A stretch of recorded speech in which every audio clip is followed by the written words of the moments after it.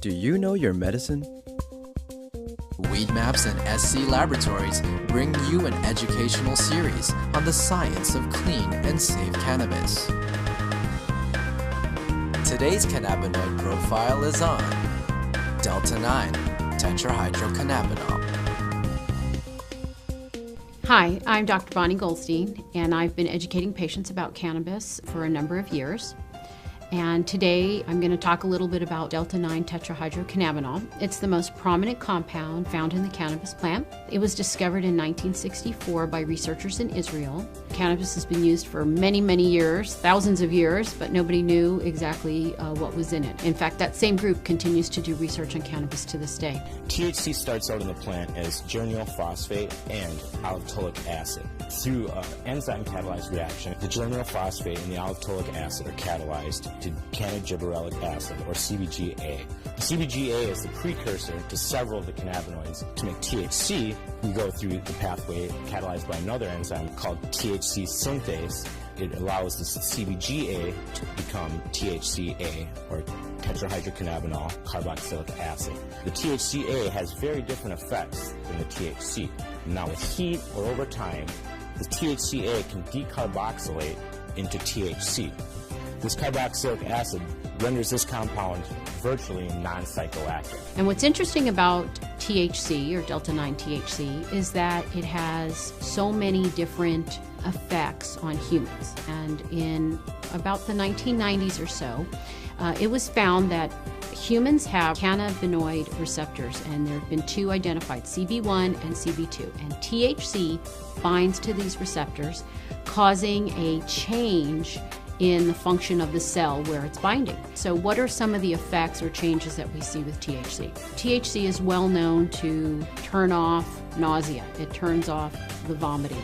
It also appears to trigger appetite. It also appears to have effects as anti-inflammatory. In fact, it's been found to be 20 times stronger than aspirin, and it's also been found to be 2 times stronger than hydrocortisone, a well-known steroid that people use. It's been found to be a strong antioxidant. There was a study out of Harvard that talked about these mice that had these large tumor loads, and by giving them THC, the tumor, and I believe they were lung cancer cells, were reduced in half. There's also was a study in humans where THC actually reduced or decreased the tumor cells for this specific type of brain cancer.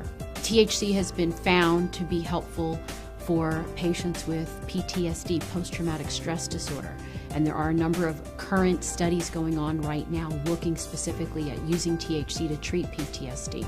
THC has also been found to help patients with Tourette's syndrome. And Tourette's is very difficult to treat overall because the medications that can help often have very significant side effects, especially in young people. And so THC was studied, and they found that the patients had overall less tics and less urges. SC Labs tests for THC using an HPLC, also known as a high-performance liquid chromatograph. There's basically 2 methods out there to test for THC in cannabis. Some people use an HPLC, other people use a GC. The problem with the GC, or gas chromatograph, is that the process actually heats the cannabis up and measures it based on the boiling point of the different constituents in the resin. Picture trying to weigh a piece of paper by setting it on fire and placing it on a scale. The problem with that is you're going to lose some of your sensitivity because the paper is changing as you're actually trying to measure it. So that's why we choose to use HPLC to test for THC and all the other cannabinoids. No one has ever overdosed on THC, and the reason being is that you do not have these receptors, the CB1 and CB2 receptors, located anywhere in the brainstem. The brainstem controls breathing and heart rate. If the THC doesn't bind in that area, it cannot change or turn off, similar to things like opioids. And so we do not see that with THC. Usually a, quote, overdose of THC causes a patient to have excessive anxiety. They have a sense of what's called perceived harm. They think something bad's going to happen to them. They're really in no medical danger.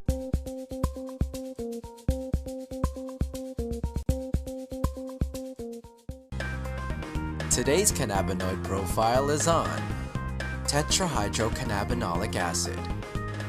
THCA is another cannabinoid found in the cannabis plant. THCA stands for Tetrahydrocannabinolic Acid.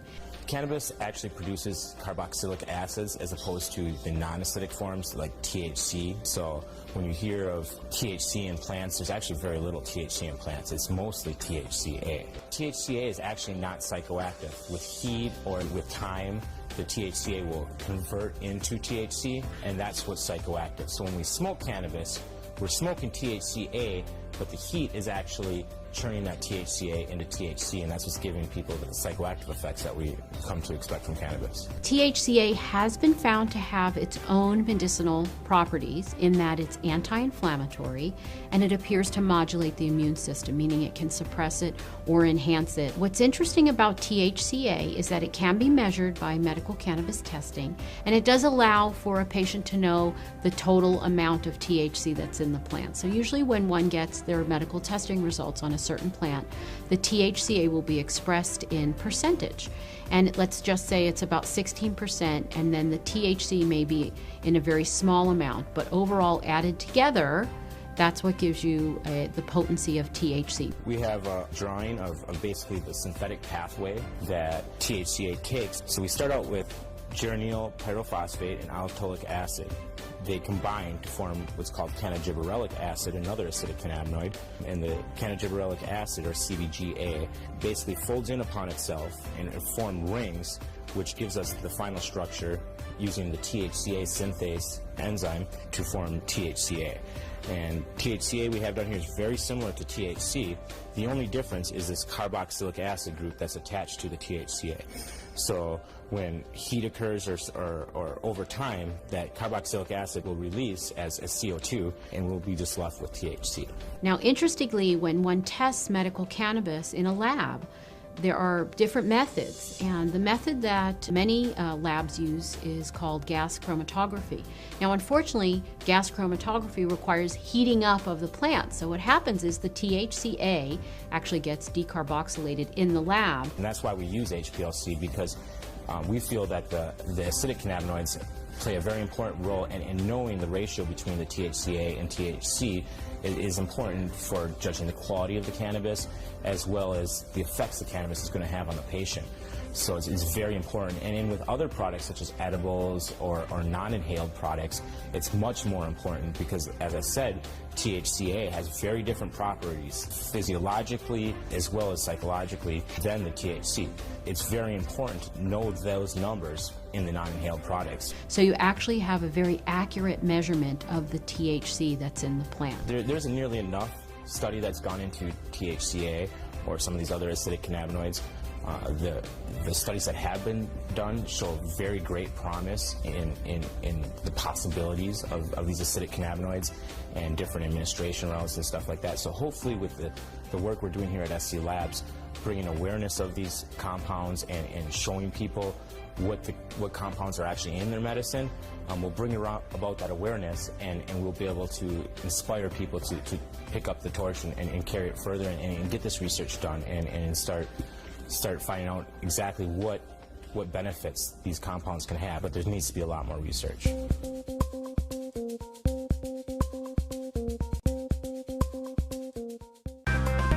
Today's cannabinoid profile is on Tetrahydrocannabivarin.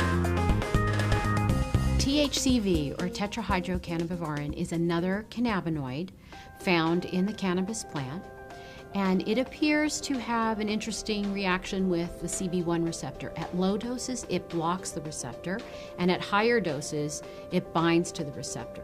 And what they found in lab studies with mice is that when it blocks, it causes weight loss and decreased body fat and increased energy expenditure in these mice. So it appears to have the opposite effect of THC at these low doses. It's very similar to THC except for a few minor chemical constituents, but it actually starts from a whole different process than the tetrahydrocannabinol that we're used to, or THC that we're used to. Most of the cannabinoids that we've all heard of, THC, CBD, CBC, start from a combination of geranyl pyrophosphate and allopulic acid, whereas THCV we're starting with divarenolic acid. And the only difference really is the divarenolic acid has 2 less carbons than the allotolic acid. So it's different in that sense that one of the 2 starting materials is slightly different. THCV is found in a lot of African landrace plants. Some of them have fairly high amounts of THCV. It's also psychoactive, similar to THC. The effects are described slightly different as more of a psychedelic high. The 2 compounds combine through an enzymatic process to form Cannabigerol acid, or CBGVA. CBGVA synthesizes to THCVA through an enzymatic process using the THCVA synthase enzyme. So THCVA is very similar to THCV, except for it has this carboxylic acid group attached to it.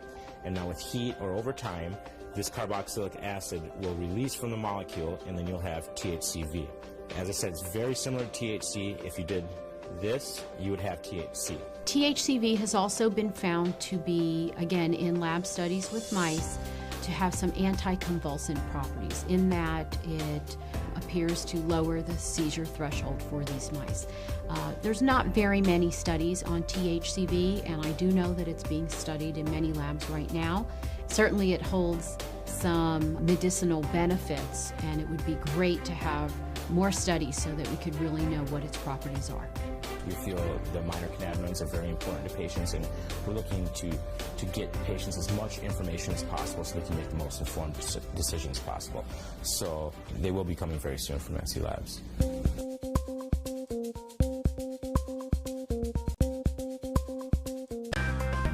Today's cannabinoid profile is on Cannabidiol. Cannabidiol, or CBD for short, is the second most prominent compound found in the cannabis plant. A lot of the medical benefits of cannabis that are attributed to THC or other cannabinoids are actually due to the CBD content of the cannabis. It has very strong anti-inflammatory properties. And not only does it help suppress inflammation, but there was a study that showed that it also helps the body to not make the chemical that causes inflammation. So it actually has somewhat of a preventive role. Cannabidiol has also been found to have anticonvulsant properties in that it can reduce the seizure threshold for a number of patients. I've had my own patients who have said that once they started using CBD-rich strains, they have found that they have had less episodes of their seizures. CBD is synthesized in the plant through the same pathways as THC, CBC. It starts out as geranyl pyrophosphate and allotolic acid. Those 2 compounds join together through an enzyme-catalyzed reaction. Cannabigerolic acid, CBGA, is the starting material for CBDA, THCA, and CBCA. So CBDA synthase, if it's found in large enough amounts, will take this cannabigerolic acid and make it into cannabidiol carboxylic acid, which is CBDA. CBDA is CBD with a carboxylic acid attached to it.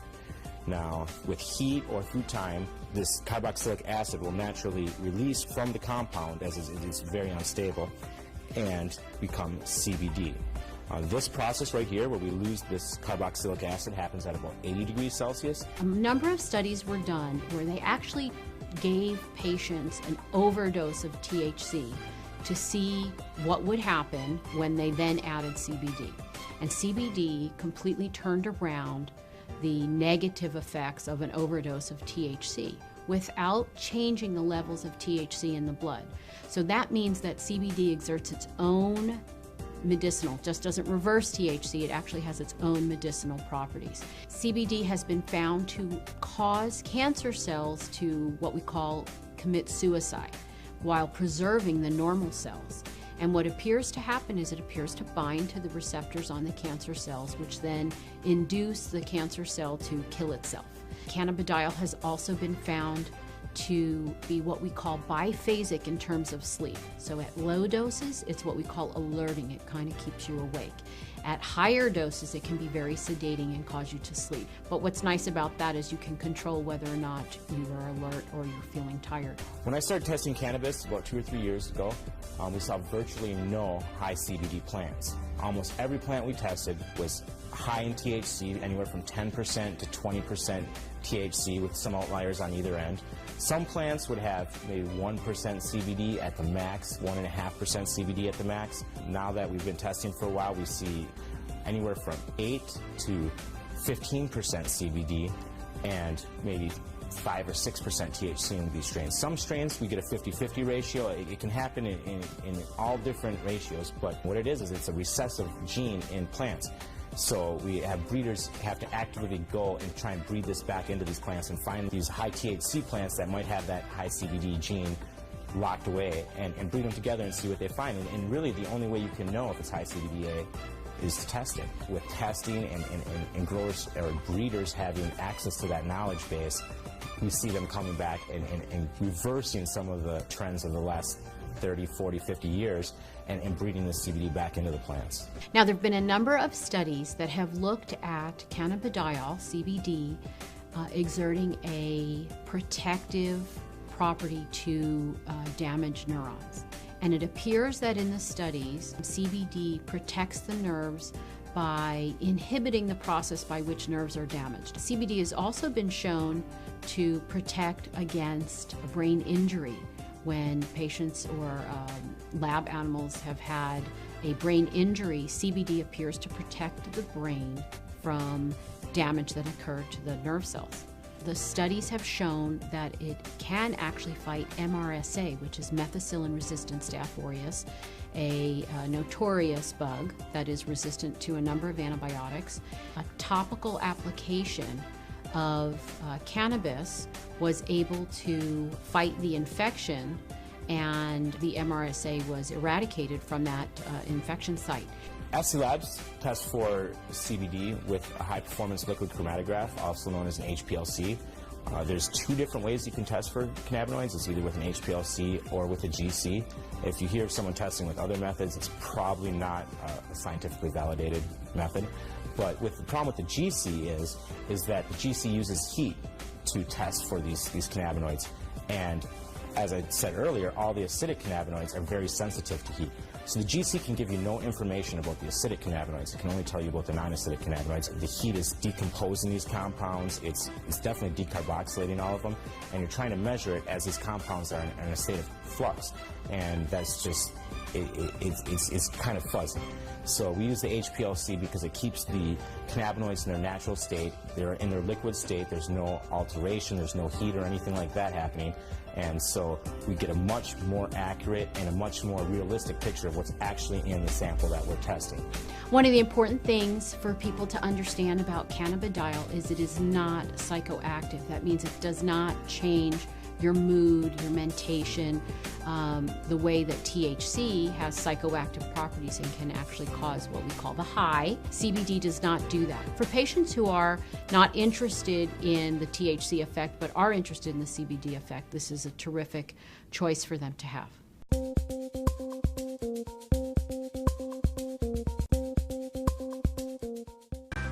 In today's episode, Dr. Bonnie Goldstein visits SC Laboratories to take a closer look at CBD.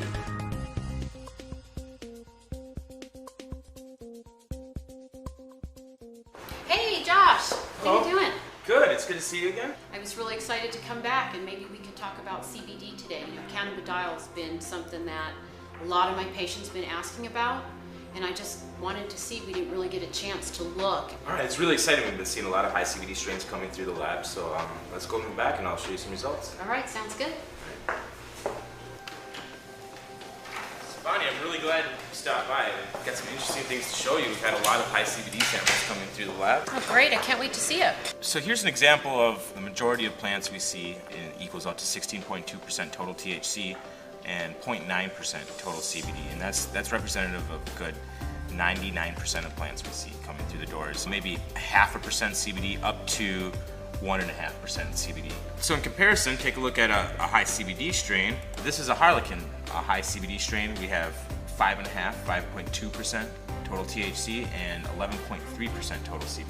These used to be very rare. We're starting to see them a lot more now. So why is it that the THC is so low? All right, well, before testing, breeders would breed selectively just for THC content. We don't usually see 15% THC and 15% CBD. The plant still seems to only be able to make so much resin. Well, and I know from scientific studies that I've looked at that CBD is not psychoactive. So for a person who is got some inflammatory condition or some type of other illness who wants to use medical marijuana, they may find that if they're a person who doesn't want the effects of THC, that a high CBD strain is going to give them that medicinal effect without giving them the euphoria or lethargy or whatever it is that they get from the THC. Let me see who that is. Hello? Oh, she's here. Okay, great. Just so happens, I think we have a guest who might be very relevant to the conversation we're having right now. Let's great. Let's go talk to her. Sarah. Hi. It's great to see you again. You too. Bonnie, this is Sarah Russo from Project CBD. Oh, hi, great to meet you. You as well. So tell me all about Project CBD, Sarah. Well, Project CBD, we're an educational news service, and we focus on the reintroduction of CBD as a news story. Over a year, we've eventually seen that dispensaries have begun carrying it and patients have begun using it. They, really like an option that's more functional. They can carry about their day. So, I've done a lot of reading about CBD, and, you get kind of amazed that something could have so many benefits. And so the things that I've read about is it's, anti-inflammatory, and I've actually seen that with my patients, anti-anxiety, it has anti-psychotic, and also can balance out if somebody has too much effect from THC, it will balance out the THC effect. Neuroprotection and anti-convulsive, anti-emetic, anti-spasmodic, it stops spasms. I mean, it's amazing that one medicine would be able to do so many things. CBD and THC work synergistically, and they both have anti-tumor properties as well. Yeah, and I believe there's a study coming out shortly where they've been looking at veterans who've been suffering with PTSD using medical cannabis, so that'd be great results to check out. We actually work very closely with an organization called VAM, which is the Veterans Alliance for Medical Marijuana, and they've been working with their patients who are all veterans, and many of whom are suffering from post-traumatic stress disorder. They've been having great results with the high CBD-rich medicine, just in helping to alleviate some of the anxiety some of these vets are feeling. Funny, I was on your website checking out Project CBD, and I saw that there's a survey for patients. Can you tell me about that? So the Society of Cannabis Clinicians has created the first real-world study on the effectiveness of CBD. Because previously with CBD there have been clinical trials or laboratory situations. It was done in a test tube or with mice. And then clinical trials, there's been a couple, but in a controlled setting. And so this is the first real-world study, and it's examining patients in their normal everyday life. And so we work in conjunction with the Society of Cannabis Clinicians, and we promote their survey. And also we encourage patients, anybody who is interested in CBD, to contribute news and information to us. If you're a grower, we want to hear about it. What are you growing? If you have a new strain that's just been tested at the lab, we want to hear about that too. We couldn't be doing the work we were doing without lab tested medicine. The whole CBD topic actually is what makes me really excited to be a part of the testing industry. With testing, a lot of times we kind of fall into the trap of what's the highest THC strain. And with CBD and some of these other minor cannabinoids, it's great to be able to show patients that it's not just about the highest THC score. There's other reasons to test, and it's an honor to be able to give patients, that accurate information so that they know what they're getting, and it's exciting to be a part of that. I had a patient who is 75 years old, and she's cannabis naive. She's never used it before. And I saw her about 6 weeks after she saw me. I thought she was going to be unhappy with her results, and that's why she came back to see me, but she actually came back to tell me that she now was off 3 medications and that she had much more mobility because the inflammation went down. So I think it's just terrific when we have all this information, but we need to get it out there to the patients. I'm really excited about all of this. This is great. Between testing the medicine and educating people on CBD, I feel like just tremendous progress is being made. It really is all about educating people, and they can actually make really good decisions about their own health, about a loved one's health. And really it's about improving the quality of your life. Thank you all for stopping by. Sarah, it was great to see you again. Yeah, you too. Great to meet you, So Sarah. Nice to meet you as well. Okay, we'll Thanks be in so much. touch.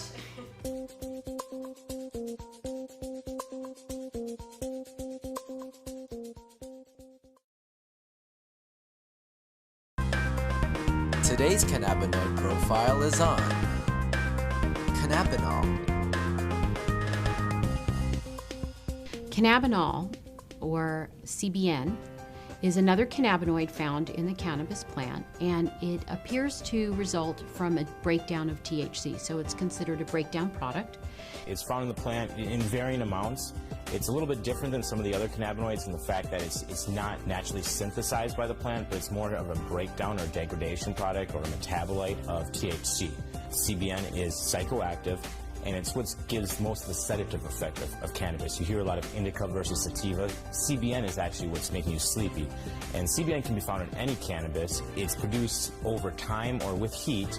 So older cannabis or cannabis that's been stored for a long time is going to have a high level of CBN. It also appears to work as an anticonvulsant. It has antibacterial properties, and it also has anti-inflammatory properties. It also appears to stimulate osteocytes, which are bone cells. It's being looked at for treatment of bone disorders such as osteoporosis. It also appears to inhibit skin cell formation. And some people say that this may have some benefit down the line once we really understand what it's doing in skin disorders such as psoriasis.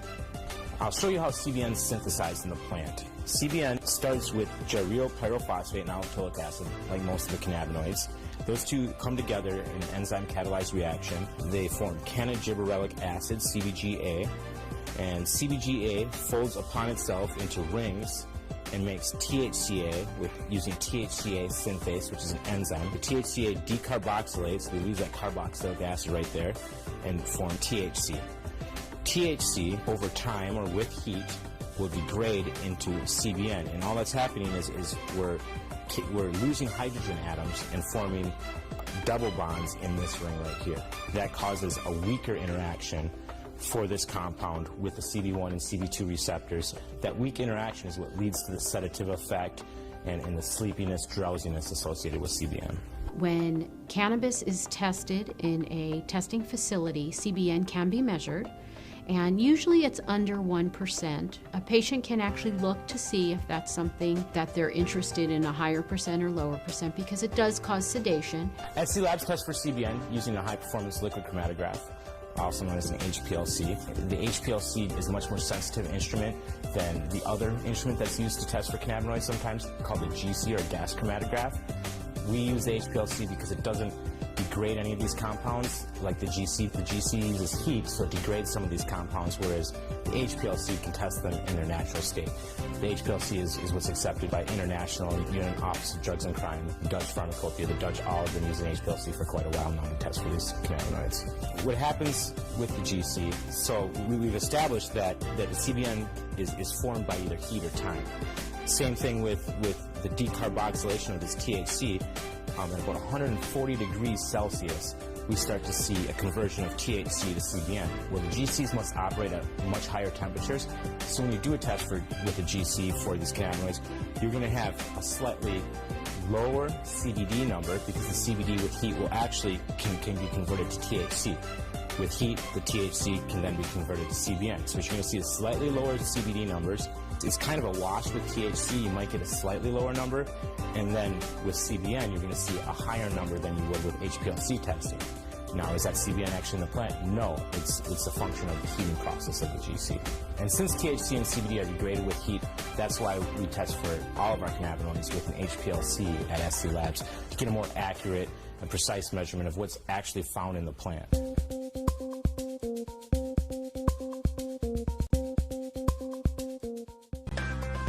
Today's cannabinoid profile is on Cannabigerol. Cannabigerol, or CBG, is a cannabinoid that's found in the cannabis plant that is actually what we call the precursor to THC and CBD. So it's the first compound that's made. There's an enzymatic reaction which then leads it to be made to change into THC or to change into CBD. Sort of the stem cell, you'd say, of all the other cannabinoids found in the plant. It can form THC, it can form CBC, it can form CBD, and even some other minor cannabinoids. It's never really found in very high amounts in plants because as soon as it's created, it's sent along a chemical pathway to form another one of these cannabinoids. But in its isolated form, it definitely has a lot of medical potential. It's a very, very strong anti-inflammatory. It inhibits GABA uptake, and so GABA is a neurotransmitter in your brain, And when GABA is inhibited, you actually have muscle relaxation and you have anti-anxiety effects. So it appears to promote similar effects that CBD has. It also appears to have antidepressant properties, and it also appears to have some modest antifungal properties. A lot is not known about the medicinal properties of CBG, as it occurs in very small amounts and usually is not isolated out to be tested on its own. But it appears that it works in conjunction with the other cannabinoids to give that overall synergistic effect that people get with medical marijuana use.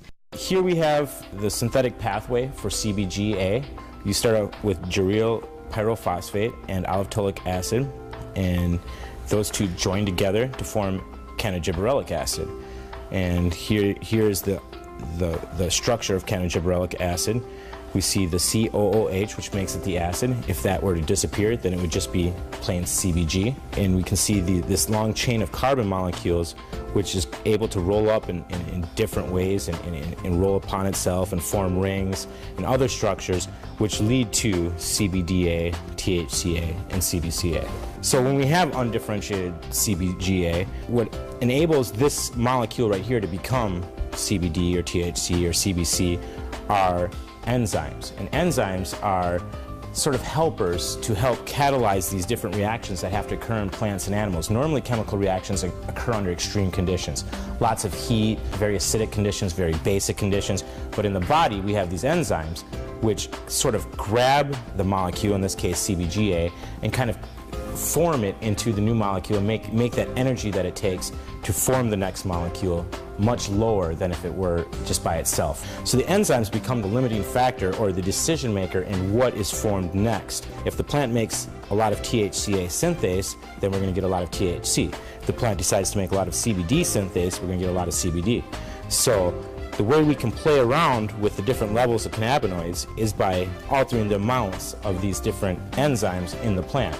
That can occur through breeding, it can occur through genetic manipulation, whatever it may be. With the legal restrictions placed on cannabis and other restrictions, there hasn't been a lot of real good research done on CBG and these other minor cannabinoids. Hopefully with the work SC Labs is doing, we'll see more breeders and more cannabis patients and more researchers all take note that there's more in cannabis than just THC, and some of these other compounds are very, very interesting compounds. They're all bioactive, so hopefully we can help spur some of that knowledge and to really finish some of this research that needs to be done and unlock some of the mysteries of these minor cannabinoids.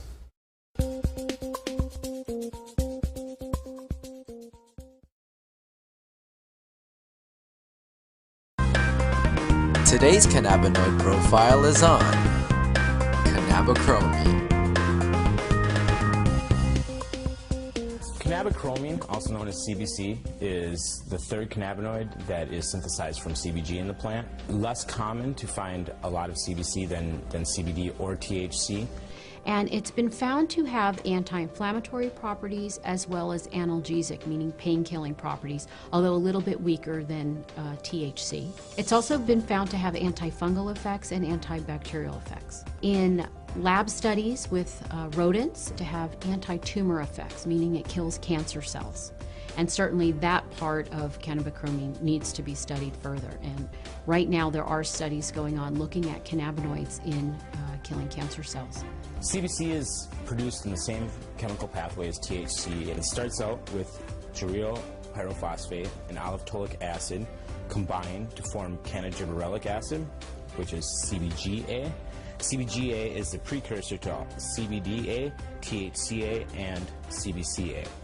What happens is cannabigerolic acid through an enzyme catalyzed reaction, and what enzymes do is allow these reactions to take place at normal room temperature or body temperature, whatever it may be. And what happens here is the cannabigerolic acid is going to fold over upon itself, and this carbon atom is going to attach over here and form CBCA. And what makes it an acid is this carboxylic acid group that's attached to it.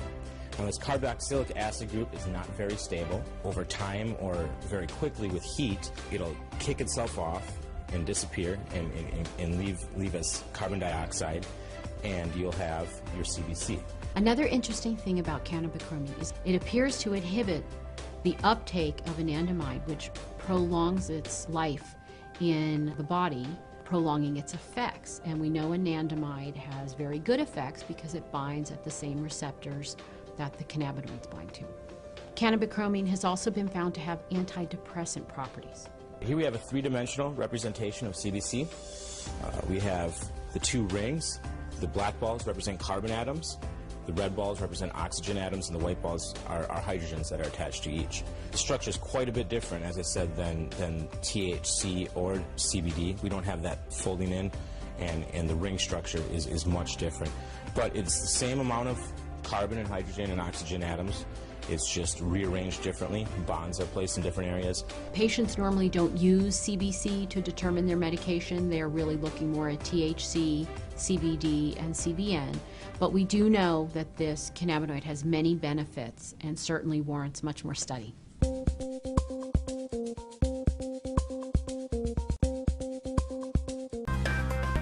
Today's cannabinoid profile is on terpenes.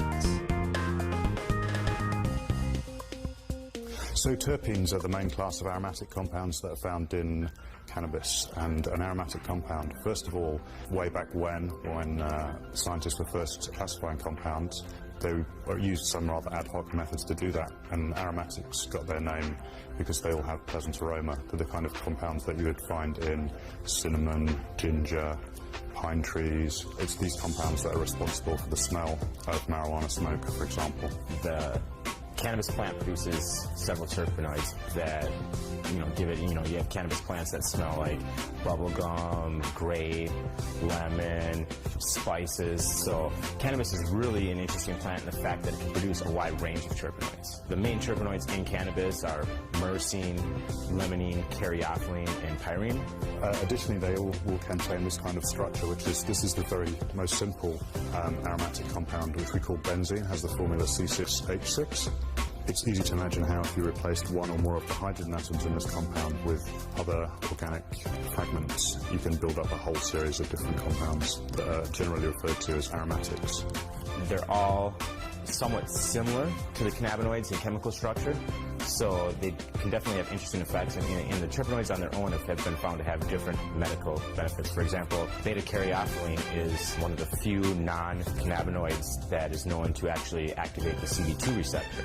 It's also known as an anti-inflammatory. Limonene has been shown to be somewhat antidepressant, and you have myrcene, which is the majority or the major constituent of the terpenoids profile in cannabis plants. So myrcene is shown to also have medical benefits to some extent. The terpenoids are very interesting, and to give cannabis its uniqueness. You have one plant that is a 16% THC plant, you have another plant that's 16% THC plant, but yet they give you somewhat subtle differences in the effects they have on you. And a lot of that can be attributed to the terpenoids.